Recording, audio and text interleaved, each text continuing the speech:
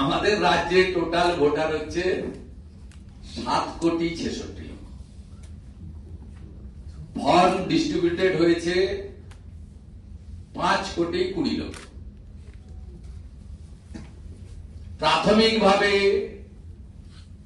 Fake, মৃত ইত্যাদি voter চিহ্নিত হয়ে ফর্ম ফিরে আসেনি 13 লক্ষ, ম্যাচ করেনি 22 লক্ষ।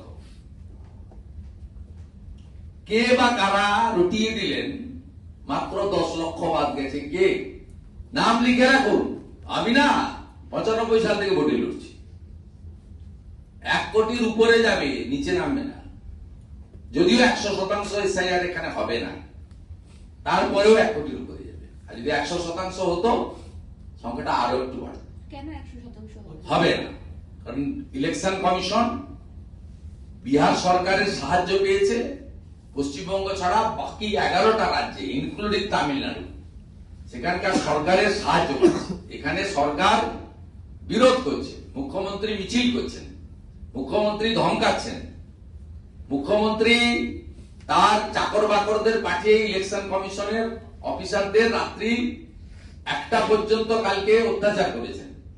এখনো লিফটের সামনে বসে আছেন, তাদেরকে টেনে ইঁচড়ে কলকাতা পুলিশ বের করছে না। আমাদের কথা তো ছেড়ে দেন, বেশ কয়েকবার আমরা মার খেয়েছি, অভয়ার মা মার খেয়েছে বিচার চাইতে গিয়ে।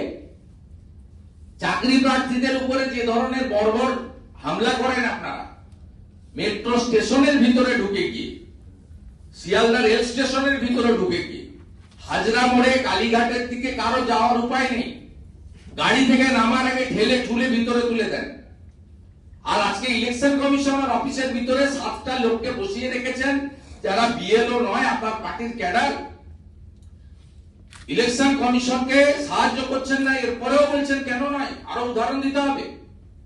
আমরা এখান থেকে গিয়ে ওখান থেকে লাইভ করুন। যদি প্রকৃতপক্ষে সংবাদ মাধ্যম সংবিধানের 4র্থ স্তম্ভ হয়, ওইখান থেকে লাইভ করে বলুন সংবিধান আক্রান্ত। Election commission free and fair vote conduct করতে চাইছে।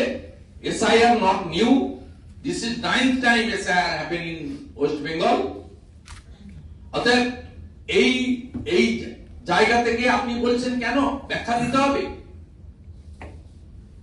যে মুখ্যমন্ত্রী এসআইআর কে এনআরসি বলে, এই মুখ্যমন্ত্রী তো এসআইআর এর পরে 2004 সালের লোকসভা নির্বাচনে 98,000 ভোটে দক্ষিণ কলকাতা থেকে সবেধন নীলমণি একটা সিট পেয়েছিল তৃণমূল 42 এর মধ্যে, উনি জিতেছিলেন। তখন এসআইআর ভালো ছিল, এখন এসআইআর খারাপ হয়ে গেছে। হাউসিং এ বুথ করা যাবে না যাতে হাউসিং এর লোকদের বেরোতে না দিতে পারে, সব ধরা পড়ে গেছে। আর এতদিন পার পেয়ে এসছে সিপিএম কংগ্রেস ছিল বলে, বিজেপি আছে। প্রত্যেকটা ইঞ্চিতে ইঞ্চিতে যা করার আমরা করছি এবং করব।